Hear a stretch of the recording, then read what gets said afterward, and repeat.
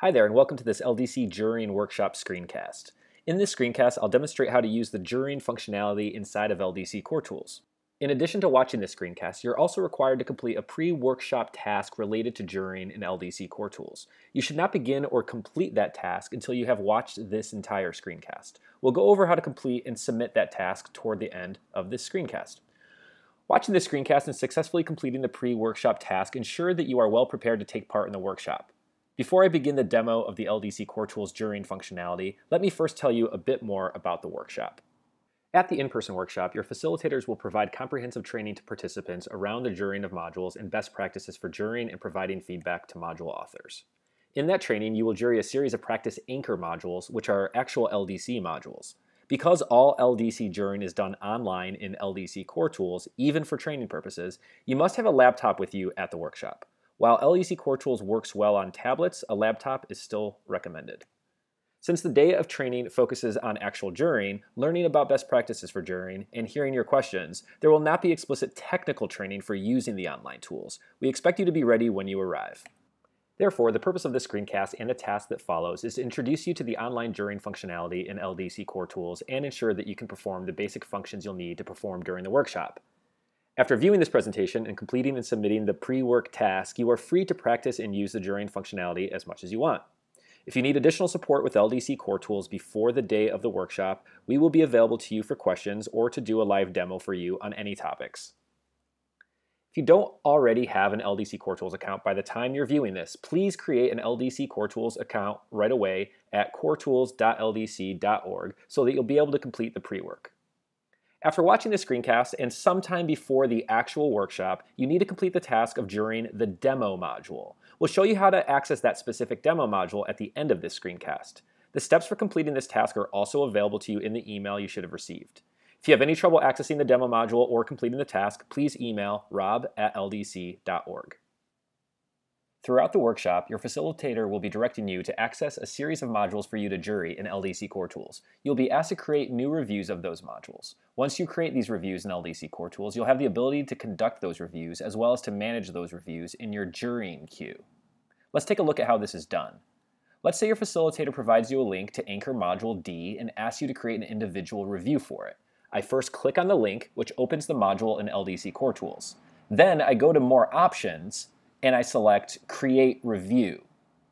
I have the ability to review this individually by simply clicking Yes, which is what I will do this time. In a moment, we'll take a look at how it works to engage in consensus jurying with a partner, which would require me to enter a partner's name here. Once I click Yes, I now see the jurying control panel appear at the bottom of the screen with the full module still rendered behind it. Along the right side, there are inline comment boxes available to me as well. Before I demonstrate how to use these jurying features, let's first demo how to create a review that will require consensus jurying with a partner, and then also take a look at how the jurying queue works. Let's say your facilitator asks you to create a consensus review for ELA Anchor Module B. I click the link and then go to More Options, and I click Create Review. This time, I have to enter my partner's name before I click Yes. This enables me to start my review, but also puts a request in my partner's jurying queue that gives him the ability to create his review, as well as the ability for the two of us to later create our joint consensus review. Now that I've created two separate reviews, an individual review for Anchor Module D, as well as a consensus review situation for myself and my partner for ELA Anchor Module B, let's go check out my jurying queue. Even though Core Tools auto-saves my jurying work, let's first close the jurying control panel and then navigate to the Jury tab in LDC Core Tools. In my queue, I see the status of the reviews that I've created. For Anchor Module D, I see that my individual review is in progress. For ELA Anchor Module B, I see that the system is awaiting my individual review, my partner's individual review, and our joint consensus review. My partner will see the exact same thing in his queue for Anchor Module B since I created this review situation for both of us. I can find the options for individual reviews assigned to me right here, including the option to start or resume the jurying of the module. For these modules that require consensus jurying, I don't have a start option yet for the consensus copy, nor can I do anything yet with my partner's individual copy. However, I can find the option to start my individual review of this module right here. And once my partner and I both complete our individual reviews, when consensus jurying is required, we are then given the option to view each other's individual reviews for that module here. On the day of the workshop, you will sometimes be given a link to a module and be asked to create an individual review. Other times you'll be asked to work with a partner, requiring you to create a consensus review, which means either you or your partner will create the review and specify the other person. In either case, at any time, you can close your jury and control panel or close core tools altogether, and you can always return to the jury tab to find your queue where you can start, resume, or review reviews for any jurying you have been working on. Once again, whenever I'm engaging in a review for a module, I will see the full module rendered in my browser, and I also see the jury and control panel at the bottom, and along the right side, I see the inline comment boxes available to me. If I want to only view the module, or if my facilitator tells me to just look at the module without engaging in any jurying, I can close the jury control panel at any time. Remember, any jurying work you do in Core Tools is automatically saved. I can then reopen the review by 1, scrolling to the bottom of the module and using the option there to start or resume my review, or by 2, finding the exact same options available in my jurying queue in the Jury tab.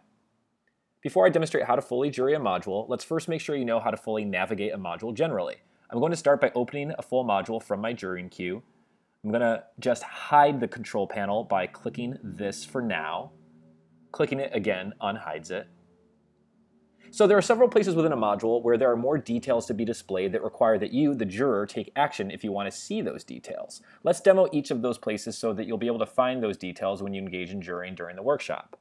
First, in Section 1, What Task, under Text, you will often find hyperlinked and or uploaded student text that you might want to open and scan through to help you make determinations about the quality and appropriateness of the texts.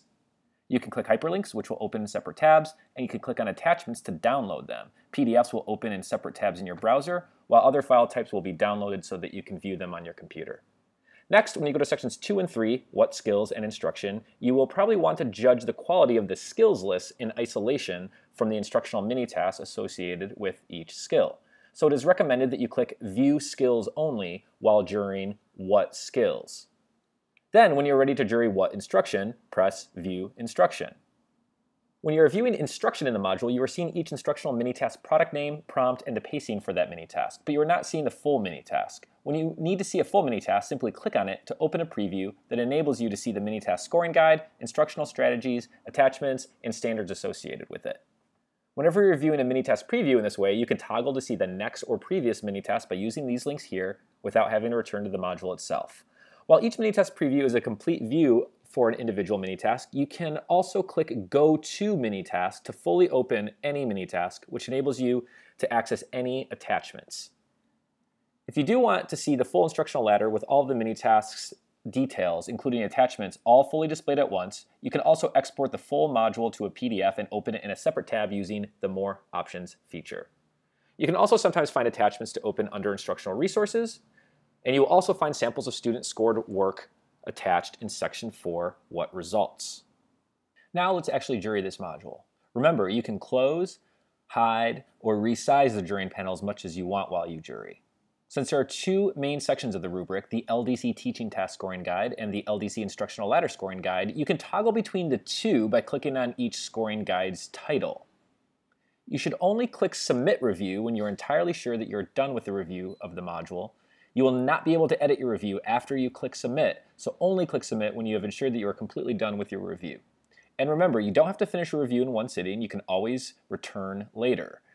Within each of the two scoring guides, you can toggle between the various rubric dimensions very easily. For any given rubric dimension, the control panel displays the appropriate scoring criteria. Each dimension can be scored either as Work in Progress, Good to Go, or Exemplary. Also, a guiding question is available for each of the rubric's dimensions. To actually conduct the review, you should look closely at the part of the module that you are currently scoring and then determine which indicators listed across the rubric's scoring levels apply to that module. You can click each indicator that applies. Then you can determine, based on the preponderance of the evidence, which rating you wish to select for the module for that particular dimension. You do this by clicking on the title of the appropriate box. You can undo your score by clicking it again or by clicking a different box. Then, you should always use the Jurying Rubric's Add Comments feature for each dimension you rate to clarify your rating and to provide constructive feedback that will help the module authors improve the module. Also be aware that you can leave optional inline comments throughout the module using the Core Tools Module Editor's comment bubbles. This allows you to leave feedback applicable to specific areas of the module. But your job when jurying is to first look at the teaching task scoring guide and review each of the 4 dimensions: clarity and coherence, content, texts, and writing product. You mark applicable indicators, select a score for each dimension, and then add comments to clarify your scores. Then, you leave a holistic score for the teaching task following the same method. Next, you look at the LDC Instructional Ladder Scoring Guide and review each of its 3 dimensions: what skills, what instruction, and what results. Once again, marking appropriate indicators for each dimension, selecting a score for each dimension, and adding comments to clarify your scores. And of course, you leave a holistic score for the instructional ladder as well. Once you have rated every dimension of the rubric and provided comments to clarify your ratings, you're nearly done. First, be sure to check your review one more time to ensure that you completed everything. The top right corner of the jury control panel will indicate how many ratings you've completed within each scoring guide. Once you're confident that you are done, you can click Submit Review.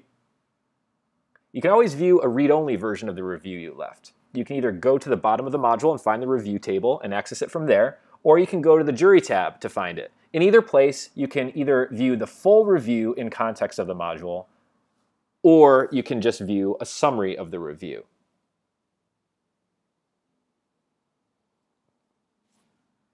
However, if the review I completed was an individual review that is part of a consensus review, I'll find my completed individual review up here, housed under the still not completed consensus review for the module. I am now able to view a read-only copy of my individual review, and I can also view a read-only copy of my partner's review, provided that he has already submitted his. He and I are both able to look at each other's reviews, have a consensus conversation, and then when we're ready, one of us can initiate the consensus review by clicking the option for it and clicking Start Consensus Review. The system gives us the option of either beginning our consensus review by cloning one of our individual reviews or by creating a blank review. Regardless of which option we go with, we are then able to launch our consensus review, make revisions to it, to accurately reflect the consensus between our 2 individual reviews, if we cloned one of our individual reviews, and then once we're done, we can submit this consensus review. We will now see in our jury queue both of our individual reviews and our consensus review.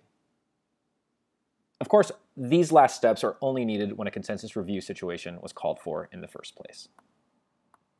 Remember, for purposes of the juror workshop you'll be attending, your facilitator will provide you with the link for each module you'll need to create a review for. And your facilitator will also let you know if you need to create only an individual review or if you need to add a consensus partner. Either way, you should understand how to do that now, and you should understand the basics of how to actually jury using core tools. At the workshop, you will learn the best practices for jurying well. But the final thing you should do before attending the workshop is go through the process of jurying a demo module. This is your pre-work. You will be provided a link to a demo module, most likely via email. Once you open that demo module, it will look something like this. And you will have instructions that will guide you on what to do next. The first steps of those instructions will be to go to More Options and then select Create a Review, and then press Start. The jury control panel will now open, and you will follow the instructions embedded throughout the module. Obviously, these instructions aren't asking you to engage in real jurying. This is merely to give you practice using LDC core tools to navigate a module and to navigate and use the basic features of the jurying tool. Once you complete all of the instructions that are embedded throughout the module, you can submit the review.